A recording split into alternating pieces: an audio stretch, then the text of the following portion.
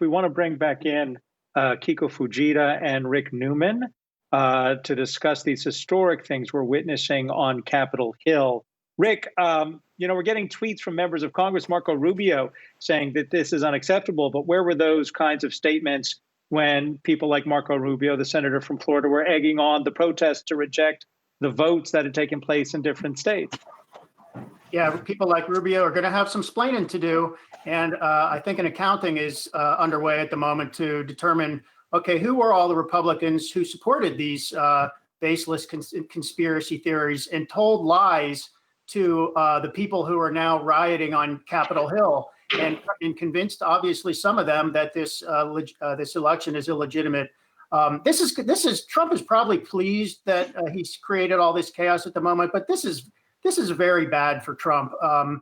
There are Republicans right now going on to cable news networks denouncing Trump for not doing anything to tell these people to go away. He's basically said, he's put out a couple of tweets saying, everybody try to be peaceful, but he's not saying get out of there. He's not saying leave the Capitol. So this is going to be a real day of reckoning for a lot of Republicans, including, I'd say, about half of the Republican members of Congress who in one way or another went along with Trump's fraudulent claim of election fraud, which has now generated the riots and the takeover of the U.S. Capitol by American citizens. All right, Rick, stand by. We want to bring in our D.C. reporter, Jessica Smith, because we just got news here that Virginia Governor Ralph Northam, he is now saying that he's sending Virginia's National Guard and troops to D.C. Jess, what can you tell us about this? Yeah, that comes after Speaker Pelosi had requested help from the National Guard to secure the Capitol. Reportedly, again, this is according to the Washington Post, the Defense Department denied that request. So now you're getting that report that Virginia is sending help to the U.S. Capitol. We want to go over some of the other headlines that we're seeing now. The Associated Press, again, the Associated Press is reporting that one person was shot at the U.S. Capitol amid all of this chaos. I can tell you that according to reporters who are on Capitol Hill, they did see a situation where guns were drawn inside the Capitol. They saw guns out. And then later on, reporters did say they heard what sounded like gunshots, but we couldn't confirm that. But now the Associated Press is saying one person was shot at the Capitol. No word on their condition right now or how they're doing, who that person is. We'll be working to learn more of those details.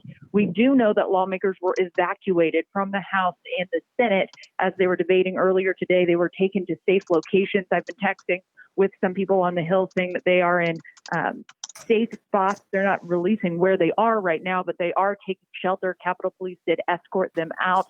We are hearing a lot from Democratic lawmakers, especially saying that President Trump needs to step up and do more to calm the situation, to tell these protesters to get out of the U.S. Capitol and to stay calm. We're hearing a lot of them that are really putting the blame on him for stirring up this type of situation. But again, the big headline that we're seeing from the Associated Press is that one person reportedly shot in the Capitol. We'll work to learn more about that situation and let you know as soon as we do.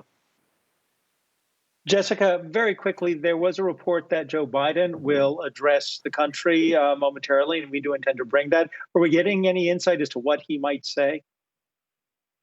Well, this was scheduled to be a speech about the economy. We were going to hear some remarks from him about what he planned to do for the economic recovery, but I'd say it's a safe bet that those plans have changed as we have just seen this chaos erupt at the Capitol here. The pool that is with President-elect Biden says that they are still holding, they are still waiting. They're still waiting on him, not quite sure when he is going to speak, but that could be any time now. Of course, we'll be watching to see what he has to say about all of this chaos at the Capitol. All right. Jessica Smith watching the events unfold for us in Washington, D.C.